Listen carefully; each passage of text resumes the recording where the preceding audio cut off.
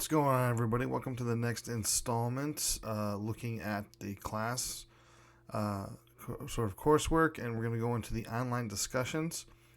The biggest thing here to remember is when I give you a discussion board question, we're not asking, not answering what, but we're actually hopefully answering why something happens.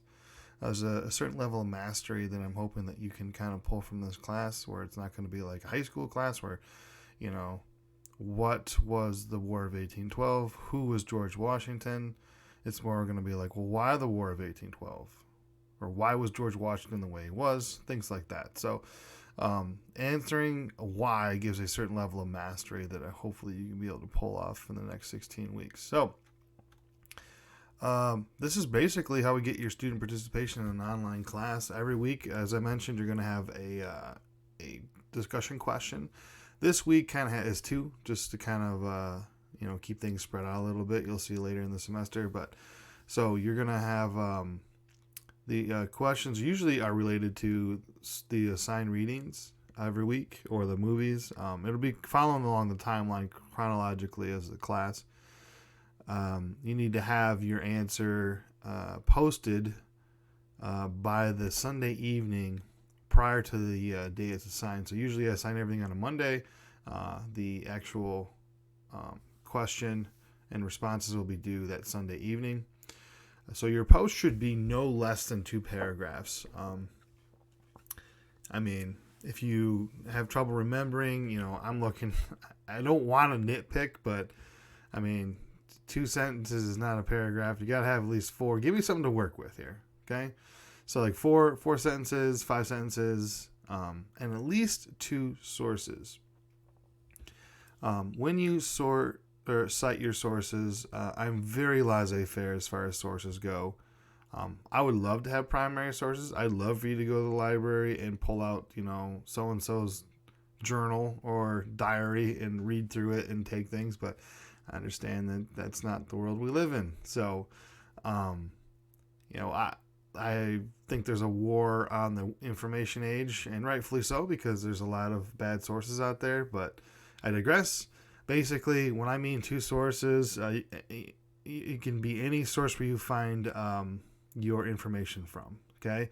Now, be careful where you're grabbing it from. I would recommend that you go through education sites, but honestly, I'm the only professor to probably tell you this, but just start at Wikipedia. Go to Wikipedia, go down to the bottom, look at the citations, go to those sites and see if you can find information. That's a great way to get started. And you can just give me the hyperlinks. You can do Chicago style. That's the preferred, if you want to give a citation that way. I want to be able to, if you write a response, I should be able to go and find where you found your sources without a lot of work. If you're pulling from books, great. If I don't have that book, that's on me. So, like I said, don't stress over that. Just make sure you have it. Just have a way to show that you have sources. So you'll probably have questions on that. Feel free to reach out to me. But like I said, I'm very laissez-faire. I'm very easygoing as far as that goes. Just providing that you got sources from somewhere. So once you have your 2 paragraphs minimum with 2 sources, you're going to have to respond to 2 of your peers with a thoughtful question or rebuttal prior to 11:59 on that Sunday evening as well. So what happens a lot, and you guys know this too, when you do online discussion forum questions, the responses are usually like, I agree. It's like 99%, I agree with you, or really great post. Those don't really mean anything to me, especially if you just leave it at that. I've had a few where, sometimes it's just a sentence of, I like what you just said.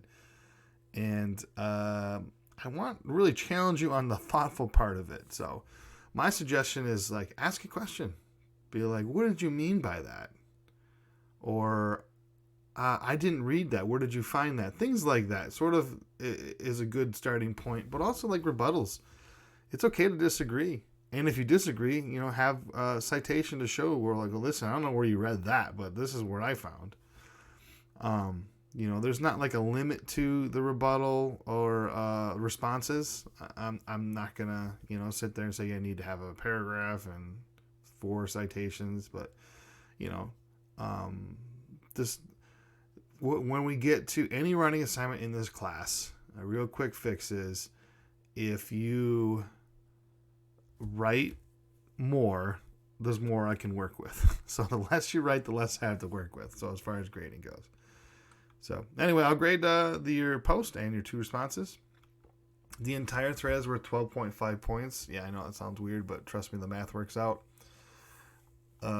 Remember, these are some important things just to remember when we do this. Read the directions. Sometimes I have a question posted and someone goes a completely different direction. Not what I'm asking for. So that's pretty self-explanatory. Again, as I mentioned already, say something substantive. I agree is not a response. Add why or how. Don't procrastinate. So I know that's easy to say because I'm king procrastinator, but a lot of times you're not going to be able to view the thread until you post first. Because I know how it was back when I was doing online school 150 years ago. You'd wait for the brown noser kid to do his lengthy response first, and then you just sit and wait till Sunday and pick apart what he said from the reading, and then just sort of make it your own, or she put together 40 sources, and you go through and take a couple of those, and so no, we're not doing that here. Basically, you're gonna have to write your first response, and then it'll open up the thread so you can see everyone else's responses so you can respond to them. So if you have a question and you're confused, just ask it. Don't be afraid to I don't understand what this means, because sometimes I'll look back and I spelled that incorrectly, or I'm human, I make mistakes, and the clarity maybe is not there.